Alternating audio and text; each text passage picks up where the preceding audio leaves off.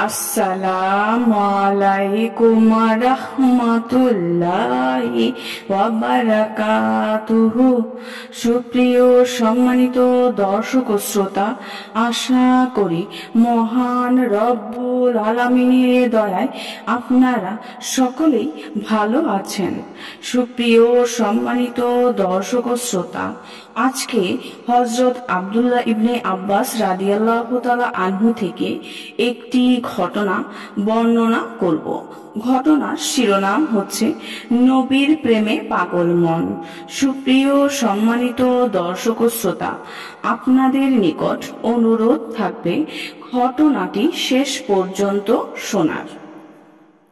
সুপ্রিয় সম্মানিত দর্শক ও শ্রোতা, আমি এখন আপনাদেরকে ঘটনাটি পড়ে শোনাচ্ছি। পঞ্চম হিজরির ঘটনা। হযরত আব্দুল্লাহ ইবনে আব্বাস রাদিয়াল্লাহু তাআলা আনহু বলেন, গাজওয়া-এ আহজাবের বছর আমি এবং আমার বড় ভাই ফজল সহ কুরাইশের কয়েকজনের সঙ্গে হিজরত আরম্ভ করলাম।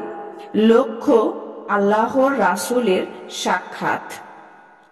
আমার সঙ্গে আমাদের গোলাম আবু রাফের ছিল। চলতে চলতে আমরা আরজ নামক স্থানে পৌঁছে গেলাম।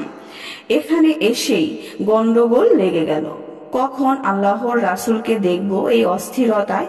এমনিতেই রাস্তা শেষ হচ্ছে না, আবার গেলাম রাস্তা ভুলে। যাব বাকুরায় চলে গেলাম জাসায়, সেখান থেকে বনি ওমর ইবনে আউফে চলে গেলাম। এভাবে ঘুরে ফিরে অবশেষে মদিনায় পৌঁছার সঙ্গে সঙ্গে প্রিয় নবীজির দেখা পেয়ে যাই। তিনি তখন খন্দকে ছিলেন। সে সময় আমার বয়স ছিল 8 বছর এবং আমার ভাই ফজলের বয়স 13 বছর।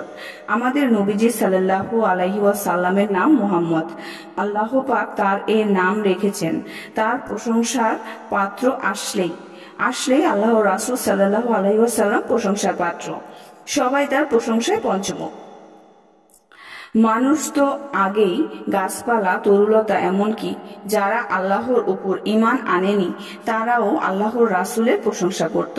কেননা ভালোবাসা পাওয়ার জন্য যা কিছু দরকার আল্লাহ পাক সবকিছুই নবীজি সাল্লাল্লাহু আলাইহি ওয়াসাল্লামকে দিয়েছিলেন পূর্ণ মাত্রায়।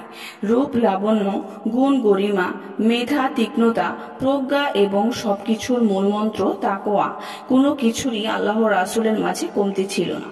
ছোট বড় সবাই তাকে ভালোবাসতে চাইতো, তার কাছে যেতে চাইতো, একটু কথা বলতে চাইতো। হযরত ইবনে আব্বাস রাদিয়াল্লাহু তাআলা আনহুর বয়স যখন 3 বছর, তখন আল্লাহর রাসূল সাল্লাল্লাহু আলাইহি ওয়াসাল্লাম হিজরত করে মদিনায় চলে যান। জন্মের পর তার মুখে আল্লাহর রাসূলের লালা পড়েছে।